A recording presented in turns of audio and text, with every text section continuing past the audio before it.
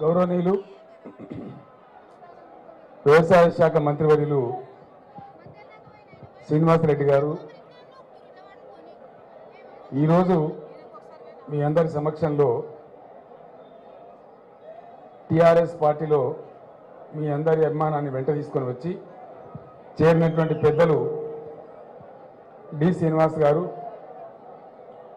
వేదికను అలంకరించినటువంటి పార్లమెంట్ సభ్యులు, శాసనసభ్యులు, నిజామాబాద్ మేయర్ గారు, ఎమ్మెల్సీలు, జిల్లా పార్టీ అధ్యక్షులు ఈగ గంగారెడ్డి గారు, సభలో ఆసీనులై ఉన్నటువంటి అక్కా చెల్లెళ్లకు, అన్నదమ్ములకు అందరికీ నమస్కారాలు.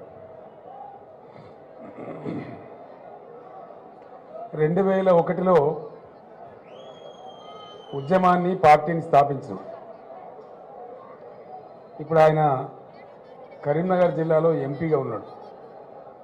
వినోద్ కుమార్ అని చెప్పి 2001లో నాతో పాటు ఆయన కూడా పార్టీ ప్రారంభం నుంచి ఉన్నాడు. అప్పుడు ఎడతెగని చర్చలు, ఏం జరుగుతుంది, ఎట్లా జరుగుతుంది ఇవాళకి అర్థం కాదు. తమ్ముడు కొద్దిసేపు 2 నిమిషాలు సైలెన్స్ ఉంటే అయిపోతుంది, తర్వాత మాట్లాడుకుందాము. ఆయన అడిగిండు, ఒకరోజు రాత్రి ఇక్కడెక్కడ బంజారా హిల్స్లో ఒక నాయకుని ఇంట్లో కూర్చున్నాం. సుమారు 1 గంట టైం చర్చ జరుగుతూనే ఉన్నది. ఏం జరుగుతుంది సార్ అని అడిగిండు ఆయన. చేరిండు పార్టీని ఉన్నాడు అని కన్ఫ్యూజన్. ఫైనల్గా ఏం జరుగుతుంది సార్ అన్నాడు. నేను చెప్పిన, తెలంగాణ కావాలనే కాంక్ష ప్రజలలో చాలా బలంగా ఉంది. ప్రజలు ఒక్కటి చేసేటువంటి నాయకత్వం ఒకటి లేదు, ఇక్కడ అదొక లోపం. 2, తెలంగాణ కావద్దని కోరుకునే శక్తులు ఎవరైతే ఉన్నారో వాళ్ళు ఎంతసేపు వీళ్ళని విడదీసే ప్రయత్నం చేస్తారు. తెలంగాణ ఉద్యమానికి ఎవరైతే నాయకత్వం వహిస్తారో వాళ్ళ మీద నీలాప నిందలు వేస్తారు. ఇదంతా జరుగుతుంది. మనకు సిన్సియారిటీ ఉంటే, మనకు చిత్తశుద్ధి ఉంటే డెఫినెట్గా 100% ఒక టైం వస్తుంది. ఆ టైంలో మొత్తం తెలంగాణ సమాజం ఒక పక్కకు నిల్చుండి కమాన్ నా తెలంగాణ నాకు అక్కడ పెట్టు అని అడుగుతుంది. కానీ ఆ స్థితి తీసుకొచ్చేటువంటి ప్రాసెస్ ఏదైతే ఉంటుందో టైం పడుతుంది బాగా. దానికి కష్టం అవసరం ఉంటుంది, ఓపిక అవసరం ఉంటుంది, కన్విక్షన్ అవసరం ఉంటుంది అని చెప్పింది. అంత పట్టుదల కనుక ఉంటే డెఫినెట్గా మనం ఆ స్థితికి చేరుకుంటామని చెప్పింది. నిజంగా కూడా అట్లే పనిచేస్తూ పోయినాం. కరెక్ట్గా నేను ఏది ఊహించినో శత్రువులు కూడా అదే పనిచేసినారు. కానీ చివరికి ప్రజలే విజయం సాధించారు. తెలంగాణ వచ్చింది, చాలా సంతోషం. నేను పదే పదే చెప్తా ఉన్నా, ఎవరు టీఆర్ఎస్లో చేరినా ఇది ఒక చిల్లర మల్లర మామూలు రాజకీయ చేరిక కింద నేను తీసుకోను. ఇతరులు ఏమనుకుంటారో నాకు తెలియదు. టీఆర్ఎస్ బలోపేతం కావడమే కదా అని మాట్లాడతారు కొందరు. ఎస్, డెఫినెట్గా టీఆర్ఎస్ బలోపేతం కావడం అంటే తెలంగాణ బలోపేతం కావడమే, దాని డౌటే లేదు. ఎవరికి డౌట్ ఎందుకు ఉండాలి? డౌట్ ఎందుకు ఉండకూడదు అంటే 2 విషయాలను బట్టి ఉండకూడదు. ఒకటి, డెఫినెట్గా ఎందరో డింగాన డింగులు కొట్లాడితే సాధ్యం కాని తెలంగాణ తీసుకొచ్చిందే టీఆర్ఎస్ పార్టీ, అందులో అనుమానం లేదు. అది చరిత్ర, దాన్ని ఎవరు కాదని లేదు. 2వది, ఎన్నికలు వచ్చినాయి. ఎన్నికలు వస్తే ఎలక్షన్లకు పోయినాం, ప్రజా తీర్పు కోరినాం. స్పష్టమైన మెజారిటీని టీఆర్ఎస్ పార్టీకి ఇచ్చి ప్రజలు గెలిపించారు. అంటే ప్రజలు ఏమనుకుంటున్నారు ఈ రాష్ట్రంలో? డెఫినెట్గా మాకు టీఆర్ఎస్ ద్వారానే మేలు జరుగుతుంది, టీఆర్ఎస్ పార్టీ అధికారంలో ఉంటేనే వాళ్ళు తీర్పు చెప్పినారు. ఇక మధ్యలో కొంతమందికి, చాలామందికి అనుమానాలు, కన్ఫ్యూజన్లు ఉన్నాయి. వాళ్ళ ఆలోచనలు వేరే ఉన్నాయి. మనం వాళ్ళకేమీ హెల్ప్ చేయలేము, వాళ్ళ కర్మాన్ని వాళ్ళని వదిలేస్తాం. ఇక్కడ నేను కోరుతున్నది ఏంటంటే,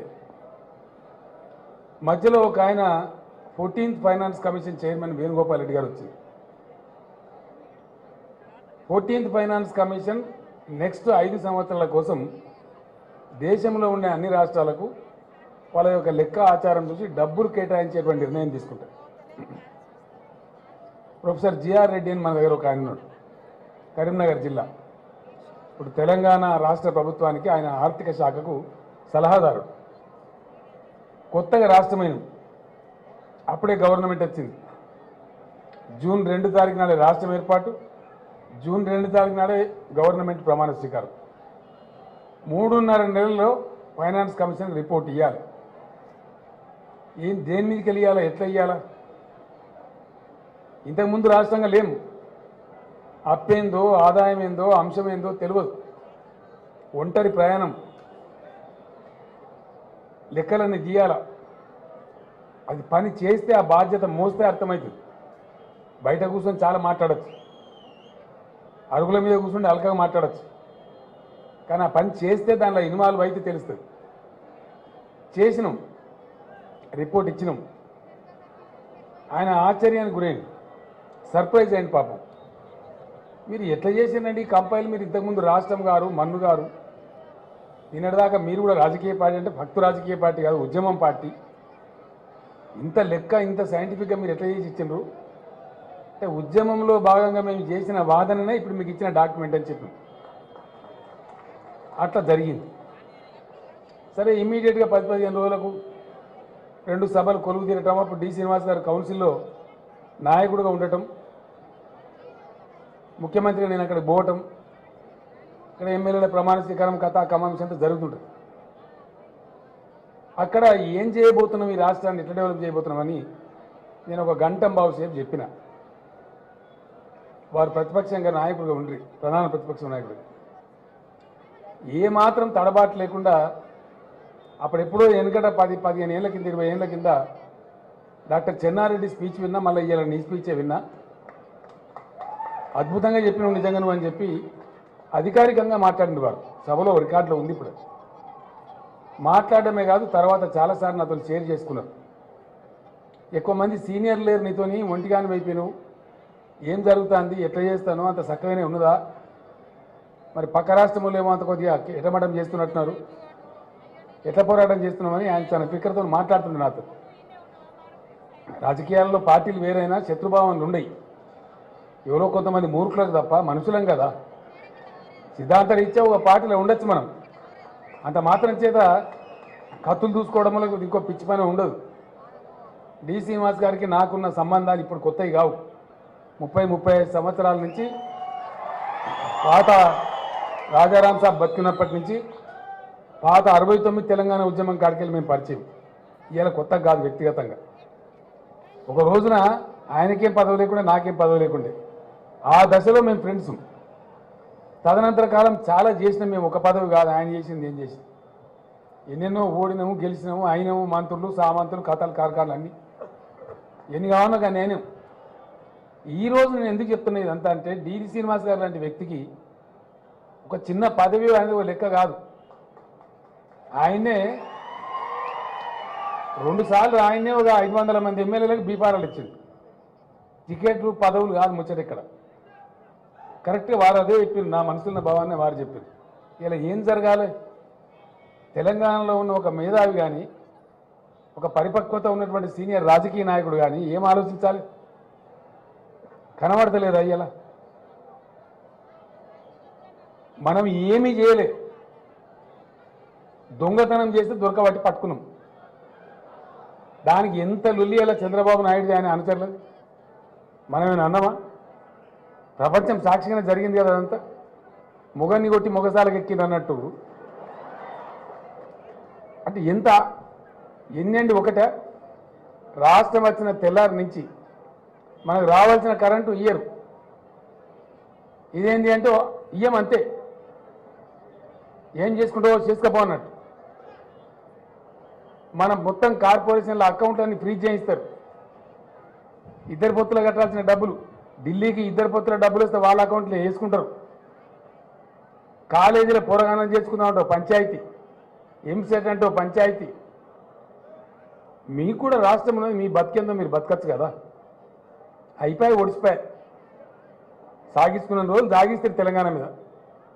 తెలంగాణ వేరైంది, దాని బతుకది బతుకుతుంది. ఇప్పుడు మంచిగా ఎవరి పని వాళ్ళు చేసుకోవచ్చు కదా. మాకు 10 జిల్లాలు, మీకు 13 ఉన్నాయి. పొడుగుగా శ్రీకాకుళం కాడ పట్టుకుంటే అనంతపురం దాకా కావాల్సినంత పొడుగు ఉన్నది. ఎంతన్నా బండొచ్చు ఎంతన్నా బొర్రచ్చు పని ఆడ వస్తూ ఉన్నది పని. ఆడ పేద ప్రజలు లేరా, ఇబ్బందులు లేవా, కష్టాలు లేవా, రైతులు లేరా, ఆడ పని లేదా? ఈ హైదరాబాద్ను పట్టుకుని ఊకే గుంజాటన ఔరంక షాదీమే అబ్దుల్లా బేగాన్ అన్నట్టు ఈ విధంగా వాళ్ళ దిక్కు సహకరించకుండా ఉండడం. ఇక్కడ ఉన్న నాయకులు కూడా ఇది ఏం తరుణంలో ఉన్నామండి? కొత్తగా రాష్ట్రం ఏర్పడడం, సరే ప్రజలు ఒక తీర్పు ఇచ్చిండ్రు. ఎందుకు ఇచ్చిండ్రో ఇచ్చిండ్రు, మంచికి ఇచ్చిండ్రా చెడ్డకి ఇచ్చిండ్రా, 5 ఏళ్ళు గడిస్తే తెలుస్తుంది, సమయం ఉంటుంది కదా. మన దేశంలో ఇప్పుడున్న కానూన్ ప్రకారంగా 5 సంవత్సరాల కోసం తీర్పిస్తారు. మిగతా వాళ్ళకి సహనం అవసరం ఉంటుంది, ఓపిక అవసరం ఉంటుంది. అందులో ముఖ్యంగా ఈ తరుణంలో ఇప్పుడు ఈ గంటకు జరుగుతుండే రాజకీయంలో తెలంగాణ రాష్ట్రం ఒక ఫేజ్లో ఉంది. కొత్తగా పుట్టిన పసిగుడ్డు, ఒక ఏడాది బిడ్డ, దీన్ని అవతలోడే బొండిగలుద్దామని ప్రయత్నం చేస్తాను. ఈ టైంలో ఇందునోడు ఏం చేయాలి? శాతనైతే సహకరించాలి, బలోపేతం చేయడానికి ముందుకు రావాలి. కానీ తెలంగాణ రాజకీయ నాయకత్వం, నేను పదే చెప్తా ఉన్న విషయం, ఇది పార్టీల రాజకీయాల కంటే కూడా కొత్తగా ఏర్పడ్డ తెలంగాణ రాష్ట్రం డెఫినెట్గా 100% తనను తాను రుజువు చేసుకునే సందర్భం ఇది. తనను తాను నిలబడే సమయం ఇది, గట్టిగా పునాదులు వేసుకునే సమయం ఇది, ప్లాన్ చేసుకునే సమయం. ఇప్పుడు ఏ ఒక్క చిన్న పొరపాటు జరిగినా తరతరాలకు దెబ్బ కొడుతుంది. ఇరిగేషన్ ప్రాజెక్టుల విషయమే కావచ్చు, మరొకటి కావచ్చు, తప్పకుండా చాలా జాగ్రత్తగా ఉన్న అనుభవాన్ని అంతా రంగరించి మనం ముందుకు పోవాలి. రాని నర్సన్ ఇట్లాంటి నర్సన్ కూర్చోడు రవి, ఇక్కడ రాను. సో అందరు కూడా కొన్ని స్థూలమైన విషయాలలో ఏకాభిప్రాయం ఉండాలి. పొద్దున్న లేస్తే ఏదో గవర్నమెంట్ తిట్టాలి, తిడితేనే గొప్పతనం అట్లా అనుకుంటే తప్పది. తిడితే ఎవరిని కూడా తిట్టి పెద్ద గాలి ఇవ్వాలి. నాకు తెలిసినంత వరకు నీకేదైనా గొప్పతనం ఉంటే నీ గొప్పతనంతో పైకి రావాలి. కానీ ఇతరులను తిట్టడం ద్వారా ఇప్పుడు ఏమన్నారు డి శ్రీనివాస్ గారు, నేను ఎవరిని నిందించదలుచుకోలే, ఒక మాట కూడా అనదలుచుకోలే, నేను కర్తవ్యం అనుకున్నా, నా మనసులో దాని ప్రకారం నిర్ణయం తీసుకున్నా. ఇవాళ తెలంగాణ నిర్మాణంలో నాకున్న అనుభవాన్ని జోడించాలనుకున్నా. డెఫినెట్గా ఇలా టీఆర్ఎస్ గవర్నమెంట్ ఇక్కడ పనిచేస్తుంది కాబట్టి అవతల వాళ్ళు కొంత ఇబ్బంది కూడా కలిగిస్తారు. కాబట్టి ఇవాళ తప్పకుండా కేసీఆర్కు టీఆర్ఎస్కు అండగా ఉండి ఈ రాష్ట్రాన్ని ముందుకు తీసుకొని పోవాలి. అందుకోసం నేను ఆ నిర్ణయం తీసుకున్నాను చెప్పిండ్రు. వారికి నేను సాల్యూట్ చేస్తూ ఉన్నా. ఇదే ఆలోచన అందట్లో కూడా ఇలా ఉండాల్సిన అక్కర ఉన్నది. ఇది పరిపక్వత ఉన్న నాయకులకే సాధ్యమవుతుంది, అవగాహన సంపూర్ణంగా ఉన్నోళ్ళకే సాధ్యమవుతుంది. ఏం జరుగుతుందని పూర్తిగా అర్థం చేసుకొని, ఏం 1000 ఏళ్ళు బతుకుతామా? ఎవరమన్నా 1000 ఏళ్ళు బతకడానికి వచ్చినామా? ఈ ఉన్న 4 రోజులలో ఎంత మంచిగా పనిచేస్తాం, ఎంత ప్రజలకు ఉపయోగపడతాం, ఎంత గొప్పగా ఈ రాష్ట్ర అభివృద్ధికి దోహదపడతాం అనేదే లెక్క.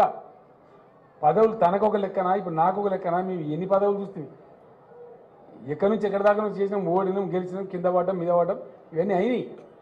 కానీ ఇవాళ జరుగుతున్న వర్తమాన రాజకీయ చరిత్రలో తెలంగాణ తన అస్తిత్వాన్ని తనను తాను సంపూర్ణంగా రూపుదిద్దుకునే ప్రయత్నంలో ఉన్నది. ఈ టైంలో తెలంగాణలో ఉండే మేధావి వర్గం కానీ, సీనియర్ రాజకీయ నాయకత్వం కానీ తప్పకుండా తెలంగాణ రాష్ట్రాన్ని దృఢంగా బలంగా నిర్మించుకోవడానికి ముందుకు పోవాలి. అందరు కలిసి ఏకాభిప్రాయం రావాలి. డైరెక్ట్గా పార్టీలో చేరే వాళ్ళు చేరచ్చు, సంతోషం.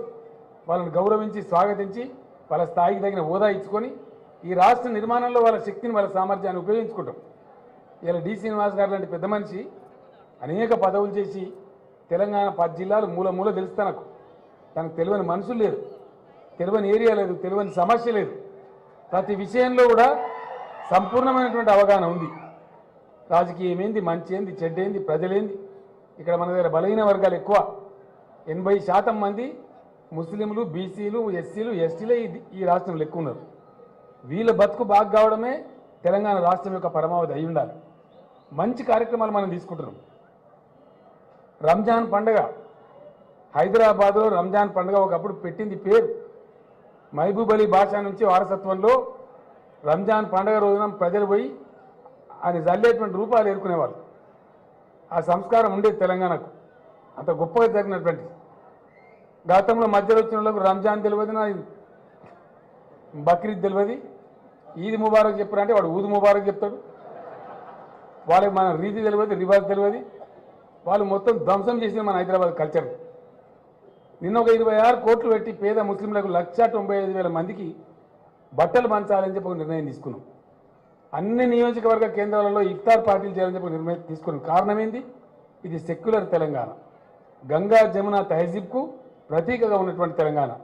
కాబట్టి ఈ తెలంగాణలో మళ్ళీ పాత వైభవం, పాత సంస్కృతి, పాత కల్చర్, మనదైనటువంటి మన సాంప్రదాయం, మనదైనటువంటి మన యొక్క ఆలోచన విధానం ప్రస్ఫుటంగా ప్రబలంగా అద్భుతంగా ముందుకు పోవాలి. హిందువుల అభివృద్ధి కోసం ముస్లింలు, ముస్లింల అభివృద్ధి కోసం హిందువులు ఒక ఎరువులాగా ఒకరికొకరు ఉపయోగపడాలి. చెట్టుకు ఎరువు ఎట్లా ఇస్తామో ఒకరి అభివృద్ధికి ఇంకోరు అట్లా చేసుకో. అట్లా బతికిన తెలంగాణ ఇది. ఇప్పుడు కూడా అట్లే బతుకుతున్న తెలంగాణ. మధ్యలో ఎవరో కొంతమంది దగాకోరగాళ్ళు, లుచ్చాగాళ్ళు, కొద్దిమంది గూండగాళ్ళు వాళ్ళు వీళ్ళు మతకాలంలో పెట్టిండ్రు. కానీ గంగా జమున తహజీబ్ 750 సంవత్సరాలు ముస్లిం రాజులు ఈ గడ్డను పరిపాలిస్తే ఒక్క రోజు కూడా మత కల్లోలం జరగలే. Not even one day. సరే, స్వతంత్రం వచ్చిన కొత్తలో ఆ సందర్భంలో రగిలినటువంటి కొన్ని కథలలో, వ్యవస్థలలో, పోలీస్ యాక్షన్ సందర్భంలో కొన్ని ఘర్షణలు జరిగినాయి. అది ఎక్కడైనా జరుగుతుంది. ఒక మన దగ్గరనే జరగలే, వెస్ట్ బెంగాల్లో కూడా జరిగింది, భారతదేశంలో కాశ్మీర్లో జరిగింది, చాలా చోట్ల జరిగింది. ఎందుకంటే స్వాతంత్రం రావడం చాలా పెద్ద మాట. ఆ సందర్భంలో అనేక భిన్న వైఖరులు, అనేక ఘర్షణలు, అనేక భిన్న దృక్పథాలు ఉన్నాయి. కాబట్టి మన దగ్గర కూడా కొంత జరిగింది. ఆ ఒక్క సంఘటన మినహాయిస్తే 750 సంవత్సరాల తెలంగాణ చరిత్ర పరిశీలిస్తే ఎన్నడూ ఏ ఒక్క రోజు కూడా ఇక్కడ మత కల్లోలం జరగలే. నేను అంటలేని 1923లో మహాత్మా గాంధీ గారు వివేకవర్ధని పాఠశాలలో చెప్పిండ్రు. మన హైదరాబాద్ నిన్న ఎక్కడైతే లోక్సభ స్పీకర్ గారు వచ్చి మాట్లాడిందో అదే వివేకవర్ధని పాఠశాలలో 1923లో ఒకసారి, 1927లో ఒకసారి, 2 సార్లు మహాత్మా గాంధీ గారు చెప్పింది. ఎంత గొప్పోలయా మీ హైదరాబాద్ రాష్ట్రం, మీ నిజాం సర్కార్ ఎంత గొప్పోడు, ఎంత అద్భుతమైనటువంటి రాష్ట్రం. ఉత్తర భారతీయులు మా కలహించి కొట్టుకుంటున్నారు. హైదరాబాద్ సే హమ్ నార్త్ ఇండియన్స్కో సీక్నా హాయ్ అన్నాడు మహాత్మా గాంధీ. అంత కల్చర్ ఉన్నటువంటి ప్రాంతం మన తెలంగాణ ప్రాంతం. మరి దీన్ని అంతా కూడా ఈ పాత పద్ధతిని, సాంప్రదాయాన్ని, మంచిని, చెడ్డను తీసుకెళ్లడమే కాదు, ముందు తరాలకు దీన్ని మనం ట్రాన్స్మిట్ చేయాలి. ముందు తరాలకు దీన్ని పంపిణీ చెయ్యాలి. అదేవిధంగా రాష్ట్రం పురోగమించాలి. మళ్ళా తెలంగాణ జాజ్వల్యమానంగా తన ఉనికి నిలబెట్టుకోవాలి. డి శ్రీనివాస్ గారు లాంటి పెద్దలు ఈరోజు నిర్ణయం తీసుకున్నారంటే నేను నిజంగా హృదయపూర్వకంగా చెప్తా ఉన్నా. చాలా సందర్భాలలో డి శ్రీనివాస్ గారు లాంటి సీనియర్ నాయకులు వస్తారంటే మిగతా నాయకులు భయపడతారు, మాకేమైనా ప్రమాదం ఉంటుందేమో అనుకుంటారు. కానీ మంత్రి పోచారం శ్రీనివాసరెడ్డి గారిని నేను హృదయపూర్వకంగా అభినందిస్తా ఉన్నా. నేను అడిగిన సీనన్న మరికి ఇట్లా డిఎస్ గారు నిర్ణయం తీసుకుంటామంటున్నారు, మరి ఏం చేద్దామంటే, సార్ చాలా సంతోషం, పెద్ద మనిషి, ఆయన మంచోడు, మాకు అందరికి కావాల్సినట్టు సార్ మా జిల్లాలో. మళ్ళీ ఆయన గలీజ్ మనిషి కాదు, ఆయన అంత గలత్ మనిషి కాదు సార్, మాకు పెద్ద మనిషి లాగా ఉంటాడు, మాకు మంచిగా ఉంటుందని చెప్పి శ్రీనివాసరెడ్డి గారు నాతో చెప్తే నేను ఆశ్చర్యానికి గురైన. అందరు ఎమ్మెల్యేలు, నిజామాబాద్ స్థానిక ఎమ్మెల్యే కావచ్చు, మా రవీందర్ రెడ్డి కావచ్చు, మా ప్రశాంత్ రెడ్డి కావచ్చు, జీవన్ రెడ్డి కావచ్చు, ప్రతి ఒక్కరు కూడా మంచిగా ఉంటుంది సార్, మాకు పెద్ద దిక్కులాగా ఉంటుంది, బ్రహ్మాండంగా ఉంటుంది. మేము 9 ఎమ్మెల్యేలు గెలిచినాం జిల్లాలో, అయినా కూడా డీసీ నన్న లాంటి మాటలు ఉంటే మేమందరం కలిసి ఇంకా అద్భుతంగా తిరుగులేని శక్తి తయారైతాం, నిజామాబాద్లో అద్భుతంగా ఉంటామని చెప్పి వాళ్ళు స్వాగతం చెప్పారు. నేను ఆశ్చర్యానికి గురైన. అంటే శ్రీనివాస్ గారి యొక్క నాన్ కాంట్రవర్షియల్ లైఫ్, వారి పద్ధతి, ఒక సంస్కారవంతంగా ఉండడం, కఠినంగా ఉండకపోవడం, ఒక మంచి పద్ధతులు అందరితో కలిసిమెలిసి ఉండడం అనేది అది వారి సంస్కారం ఉంది. కాబట్టి అందరూ కూడా ఇలా మాకు మంచి జరుగుతున్న అభిప్రాయంతో వెల్కమ్ చేసుకున్నారు. ఇలా నర్సన్ ఇంతకుముందు మేము పొద్దున రాష్ట్రపతి గారిని నాడు అకింపేట్ల ఎయిర్పోర్ట్లో సెండ్ ఆఫ్ చేసి వచ్చినాం. ఇక్కడ పోతున్నాను నర్సన్ అంటే, నేను ఆడికి తెలంగాణ భవన్కి వస్తేనే డిఎస్ఆర్ చేరుతుండు కదా, ఆడికి చేరుకుంటా, మళ్ళీ నేను మధ్యలో ఒక మీటింగ్ ఉన్నది పోయేస్తా అని చెప్పి ఇప్పుడు మళ్ళీ జరువుగా వచ్చేసాడు. అది డి శ్రీనివాస్ గారి మీద ప్రేమ, గౌరవం, ఆ మర్యాద. ఎందుకంటే ఒక ఉన్నత స్థాయిలో పనిచేసిన వ్యక్తులు ఎంత ఔన్నత్యంగా ఉండానో, ఎంత గొప్పగా ఉండానో నిజంగా వాస్తవంగా చెప్పాలంటే ఎక్స్పోజ్ కాకపోవచ్చు. ఒకరోజు ఢిల్లీలో ఉన్నాడు ఆయన, నేను ఇక్కడున్నా.